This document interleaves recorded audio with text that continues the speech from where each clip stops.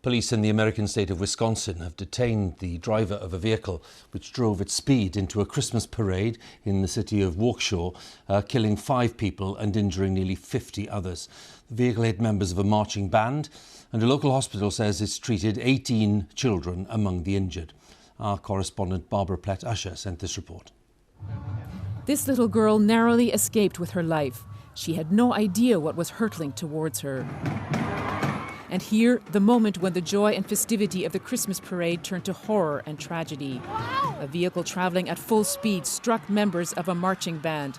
The driver continued forward, hitting and running over others in his path. These young dancers, perfectly in step one moment, the next, brutally disrupted. People, families, and children ran for their lives. Others tried to save those crumpled on the pavement. It was just carnage, likening it to a war zone. There were adults, children that were injured. Some of our first responders were there with our families. They left their families to treat people, helped with incident command, helped transport. I just gotta know. The suspect is a local man, Darrell Brooks, an aspiring rapper.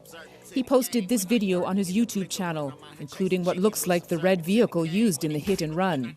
Court documents show he has a lengthy criminal record. Police said he had fled a domestic disturbance and that he had acted alone. But the result was devastating. This was the president's message to a community in mourning.